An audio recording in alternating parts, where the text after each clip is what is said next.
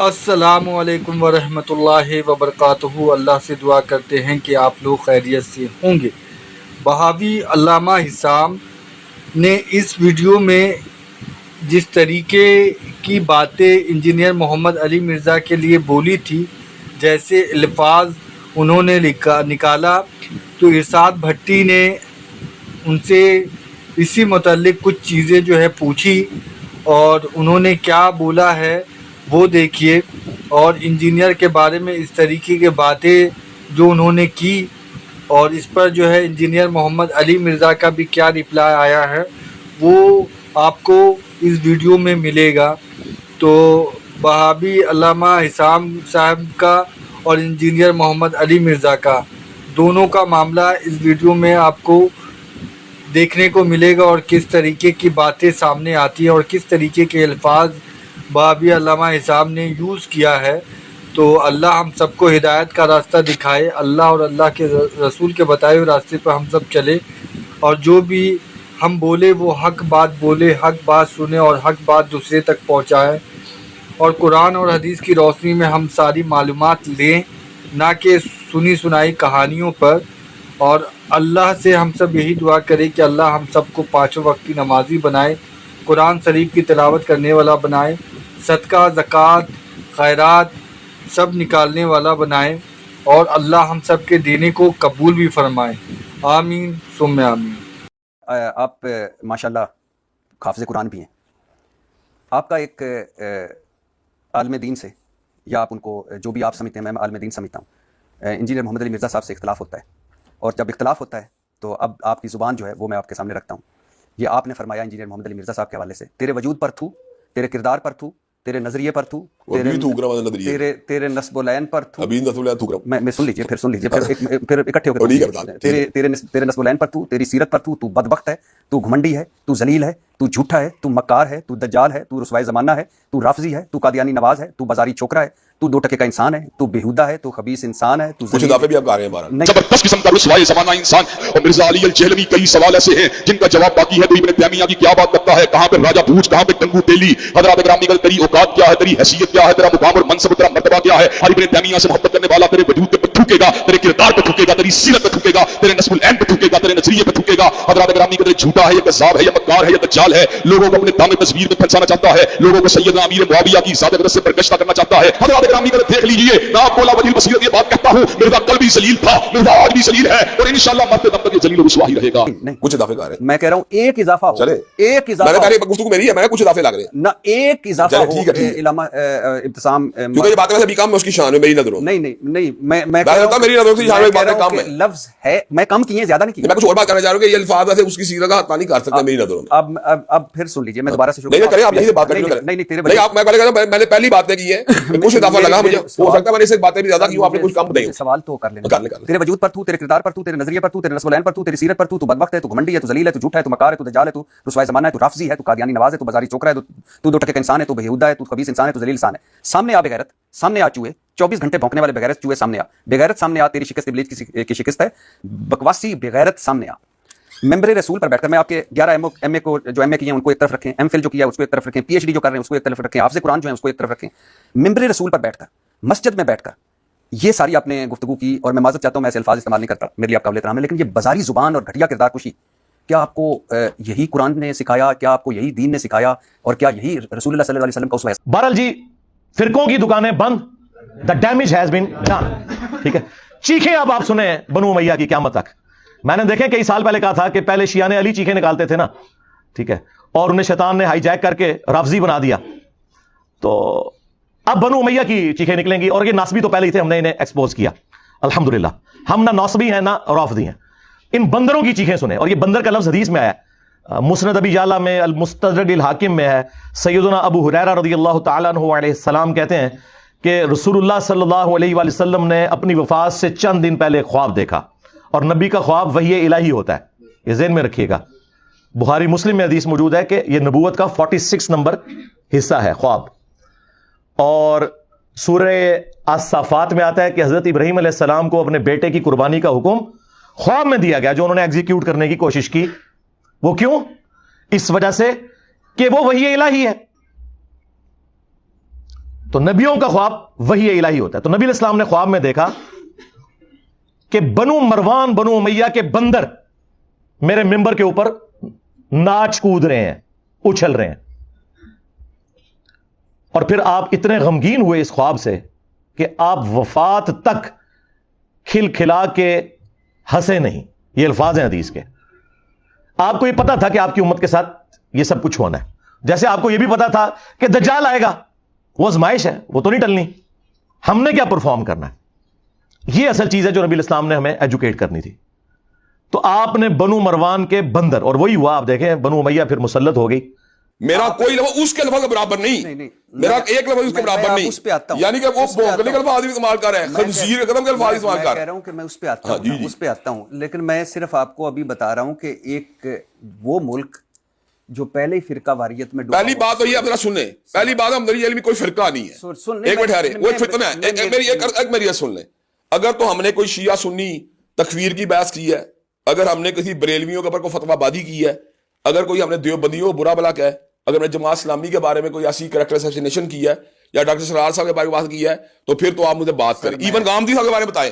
اگر آپ قادیانیوں کے بارے میں یا مرزا جیلمی کے بارے میں کس طرح بات کرتے ہیں, تو اس نے ایک ایسا رویہ اپنایا ہے, اس نے ایک ایسا یعنی کہ معاشرے کے اندر ایک ایسا ٹرینڈ سیٹ کیا ہے. اگر مجھے کوئی بندہ گالی دے گا نا, تو میرے لیے واللہ اس کی کوئی اہمیت نہیں. جو لوگ کہتے ہیں آپ پوری بنو امیہ کو برا کہتے ہیں, ہم نے بار بار عرض کیا ہے ایسا جھوٹ نہ بولا کریں. بنو امیہ کے جو لوگ اسلام کے لیے خدمت گزار تھے, سیدنا عثمان غنی رضی اللہ تعالیٰ عنہ, سیدنا عمر بن عبد العزیز رحمہ اللہ تعالیٰ, یا وہ بنو امیہ کے لوگ جو جنگ صفین میں مولا علی کے ساتھ تھے, ان کی قدموں کی خاک ہماری آنکھوں کا سرما. لیکن ان کے پیچھے تو آپ باقی لوگوں کو نہ چھپائیں.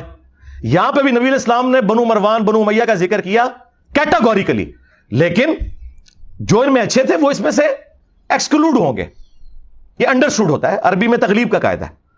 حالانکہ آپ کو کہنا چاہیے تھا کہ ایکسکلوڈنگ فلاں فلاں. مروان کی اولاد میں تو خود عمر بن عبد العزیز ہیں. عمر بن عبد العزیز کا نام کیا ہے؟ عمر بن عبد العزیز بن مروان بن حاکم. لیکن ہم ان کی تعریف کرتے ہیں, اور وہ واحد بندہ ہے جس پہ سنی اور شیعہ دونوں متفق ہے. اسلام کا پہلا مجدد ہے. 99 ہجری میں وہ خلیفہ بنے, اور 2 سال کے بعد ان کا ٹوٹل جو دور خلافت ہے سیدنا ابوبکر جتنے سوا 2 سال, 101 ہجری میں انہیں شہید کر دیا بنو امیہ نے. 40 سال سے بھی کم ان کی عمر تھی زہر دے کے, لیکن دنیا پہ وہ اثر چھوڑ کے گئے ہیں. تو اسلام کے پہلے مجدد بھی ہیں. بس ان سے پوچھا کریں کہ بنو امیہ کا گند صاف کرنے کی وجہ سے اگر عمر بن عبد العزیز مجدد ہیں, تو 1200-1300 سال سے ناسبیت کا گند صاف کرنے والا مجدد کیوں نہیں ہے؟ For the sake of joke only. یقین کریں, میں تو چاہتا ہوں میں کسی کونے خدرے میں ایک گوشہ نشینی کی زندگی گزاروں. میری یہ طبیعت ہی نہیں تھی, لیکن اللہ تعالیٰ نے جو کہ اب مجھے مسلط کیا ان کے اوپر, تو اللہ کی ڈیوٹی تو پوری کرنی ہے. اس کے نبی کی ختم نبوت صلی اللہ علیہ وآلہ وسلم کی جو ڈیوٹی ہمیں سپرد ہوئی ہے, کون سی ڈیوٹی جو ہم سے پہلے کسی نے نہیں کی. صرف غلام احمد قادیانی دجال کو یہ جھوٹا کہتے تھے. ہم نے چشتی رسول اللہ اشرف علی رسول اللہ کو بھی ایکسپوز کیا. آپ ان کی چیخیں سنیں, ان بندروں کی, جن کو نبی الاسلام نے کہا بندر. ظاہر ہے ان کا دفاع کرنے والے بھی بندر. اچھا یہ بندر کیوں؟ قرآن میں آیا نا کونوا قردۃ خاسئین. اصحاب السبت جو تھے یہودی, جنہوں نے وہ غلط تعویل کی تھی, اللہ نے انہیں پھٹکارے ہوئے بندر بنا دیا. تو یہ بنو امیہ کے خدمت گزار بھی وہی پھٹکارے ہوئے بندر ہیں. شکلیں تو ان کی انسانوں والی ہیں, کرتوت ان کے بندروں والے ہیں. اس لیے آپ دیکھتے ہیں کبھی ایک شاخ سے لٹکتے ہیں, کبھی دوسری سے, کبھی بخاری کی حدیث کا انکار کرتے ہیں, کبھی مسلم کا, کبھی قرآن کی آیت سے بھاگتے ہیں. یہ وہی حرکتیں کر رہے ہیں. اس لیے ان کے لیے بندر کی جو تمثیل نبی اسلام نے بیان کی نا, وہ بالکل درست. اب آپ دیکھیں کتنے شریف بنے ہوئے ہیں, کہہ رہے ہیں کہ جی چشتی رسول اللہ کا تو ہم انکار کرتے ہیں. دیکھیں ہر بندہ اب باہر نکل کے اللہ تعالیٰ اپنا ویڈیو کلپ ریکارڈ کرا رہا ہے ان کے بڑے میں سے. کڑے نا تو ہم کھٹے جو باہر, ہاں ہر بندہ آ کے کہہ رہا ہے نہیں نہیں ہمارا تعلق نہیں. سرکار اگر تعلق نہیں ہے تو مناظروں میں دفاع کیوں کرتے تھے؟ ابھی تمہارے سارے مولوی زندہ ہیں جنہوں نے وہ مناظرے لڑے ہوئے ہیں. پوچھو ذرا حنیف قریشی صاحب سے, پوچھو ذرا نوری سے, وہ قلعہ ٹھوکاں گا وہ والا نوری, ہاں وہ تو دفاع کرتے رہے ہیں. اور جو چھوٹو انہوں نے لانچ کیے ہیں وہ پیچھے بیٹھ کے سبحان اللہ بھی کہہ رہے ہیں. خواجہ نے کیا فرمایا؟ سنو کہ میں کون ہوں اور کیا ہوں. محمد الرسول اللہ صلی اللہ علیہ وسلم کے دربار کے کمینے غلاموں میں سے ایک ہوں. کمینے غلاموں میں سے ایک ہوں. کمینے غلاموں میں سے ایک ہوں. ہائے ہائے ہائے ہائے ہائے کتنے تمہیں سٹیا تہاڈی چیخاں نکلنیاں چاہیے نے. یہ جسٹیفائی نے. بس ہوں تسی پتا کیا کرا کرو, ایک وڈی بوتل رکھو, ایک چپساں دا پیکٹ, انجوائے کرو چیخاں. چپس کھاؤ پھر پیو, پھر اور ختم ہو جان پھر رکھ لو.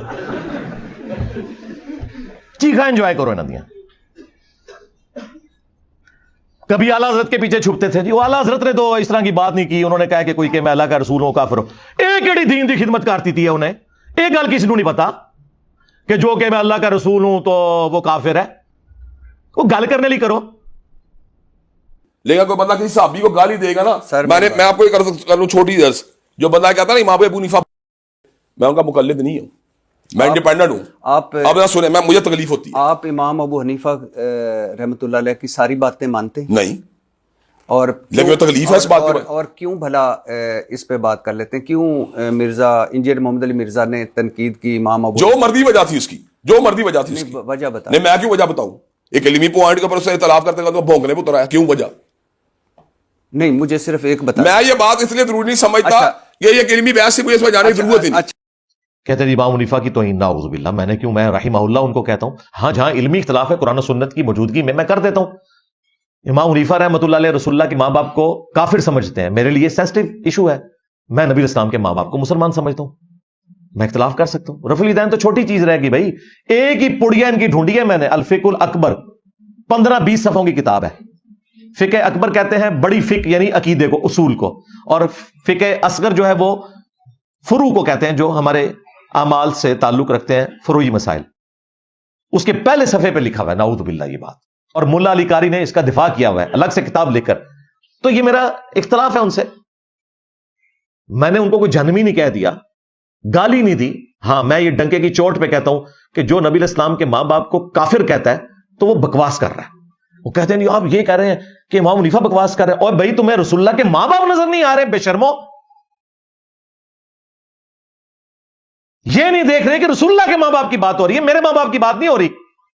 اور دوسری وہ یہ بات حاصل ہوئی کہ جو بندہ تجاوز کرتے کرتے کتاب اللہ کو نہ چھوڑے اور بغیر ترجمے کے پڑھنے کو اس کو فرینچ زبان میں گالیوں سے تعبیر کرے. بے شرمو, تم لوگوں کو اپنی قبر و آخرت کی بھی فکر نہیں ہے. جو چیز میں قرآن کی فیور میں بول رہا تھا اس چیز کو تم نے میرا نیگیٹو پوائنٹ بنا کر پیش کرنے کی کوشش کی, حالانکہ انہیں پتا ہے کہ یہ ایسا نہیں ہوا. پورے کانٹیکسٹ میں بات چل رہی تھی. میں نے کہا تھا کہ دیکھیں, اگر آپ کا کوئی دوست فرانس میں گیا ہو اور وہاں سے آپ کو فرینچ لینگویج میں کوئی خط لکھے تو آپ کئی ایک لوگوں سے رابطہ کریں گے کہ اس کی ٹرانسلیشن کروائیں, پتہ لگے کدھر ڈالر ہی نہ بھیجے ہونے, یورو ہی نہ بھیج دے ہون. لیکن آپ اللہ کی کتاب کو اتنی اہمیت بھی نہیں دیتے جتنی اہمیت ایک دوست کے خط کو دیتے ہیں. اور یہ تو وہ کلام ہے جو اللہ تعالی نے آخری دفعہ کسی انسان کے ساتھ گفتگو کی ہے. اب قیامت تک نہ کوئی پیغمبر آنا ہے نہ کوئی کتاب. اس کی امپورٹنس تو ساری کتابوں سے بڑھ کر ہے, لیکن آپ نے اسے اتنی بھی اہمیت نہیں دی.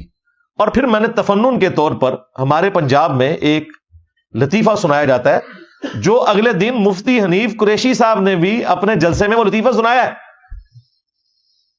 وہ لطیفہ یہ ہے کہ یہاں سے کچھ لوگ سعودی عرب گئے کام کے سلسلے میں, وہاں ان کا عربیوں سے جھگڑا ہوا, انہوں نے ان کو گالیاں نکالی, انہوں نے عربی میں گالیاں نکالی. جب یہ لوگ واپس آئے تو انہوں نے اپنا واقعہ سناتے ہوئے کہا کہ عربی تو اتنے اچھے ہیں کہ ہم انہیں گالیاں نکالتے تھے اور وہ آگے سے قرآن ہی پڑھتے تھے. یعنی عربی میں گالیاں جو ہیں وہ ہمارے اجمیوں کو تو قرآن ہی لگے گا نا, ان کو تو پتہ ہی نہیں ہے, ترجمہ جو نہیں آتا. اور یہ لطیفہ اگلے دن مفتی حنیف قریشی صاحب نے اپنی ویڈیو میں سنایا. اس کانٹیکسٹ میں نے بات کی تھی کہ ہمارا بھی سٹیٹس یہی ہے کہ ہمارے سامنے قرآن پڑھا جا رہا ہے یا فرینچ میں کوئی گالیاں نکالے, ہمیں تو پتہ ہی نہیں اس زبان کا مطلب, نہ اس کی کوئی سمجھ ہے. جو چیز قرآن کی فیور میں بول رہا تھا اسے انہوں نے میرا نیگیٹو پوائنٹ بنا کے پیش کیا, صرف اس لیے کہ یہ بات کریں اور میں پھر ان کی منجی ٹھوکوں. بالکل میرے نبی صاحب ہے ہی کوئی نہیں، تیرے بابے تھے شاہ ہی کوئی نہیں.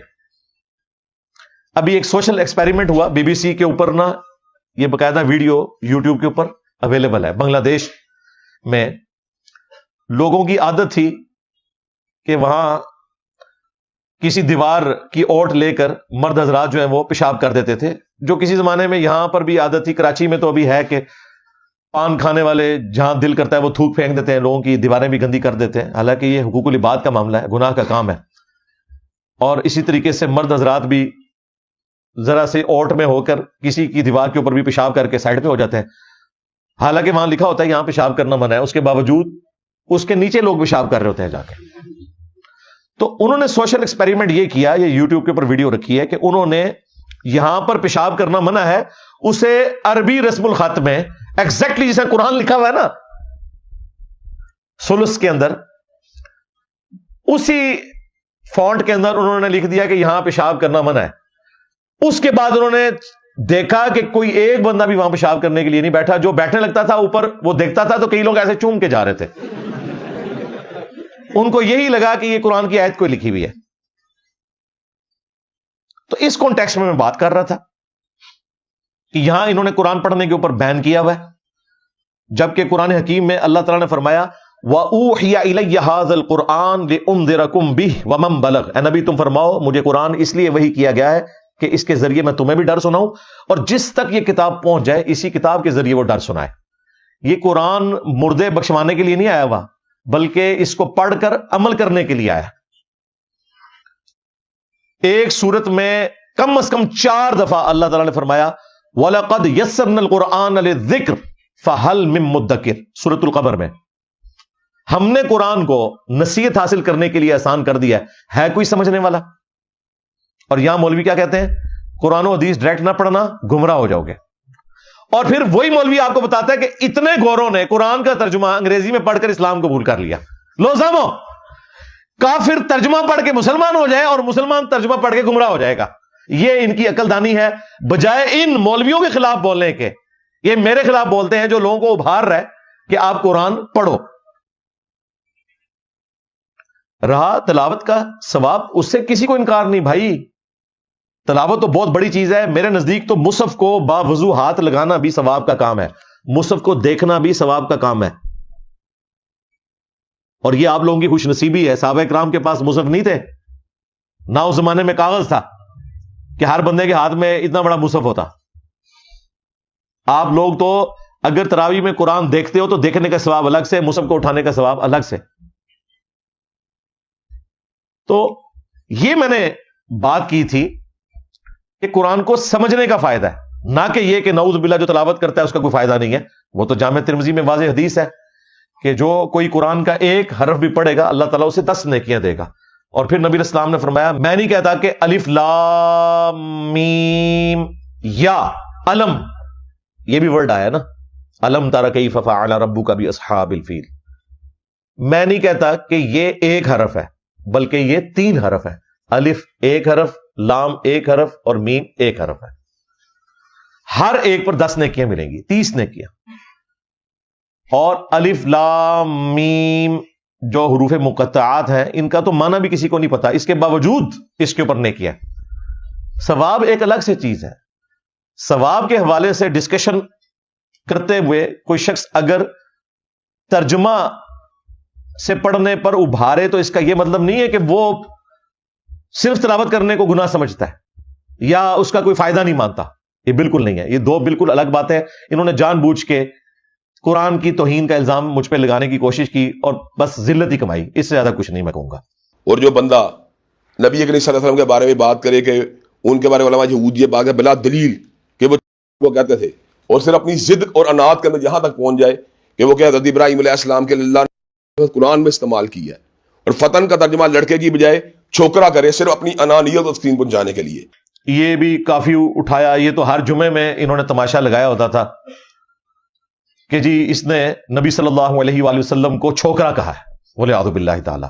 ظالموں، اللہ کو جان دینی ہے، تم لوگ تو واقعی یہودی ایجنٹ نکلے ہو. میرے جملے کو آؤٹ آف کانٹیکسٹ کاٹا. یہ بات میں نے یہودیوں کے ریفرنس سے کی تھی. اور تم نے کہا کہ یہ کہتا ہے. یہ بہت بڑی بات ہے.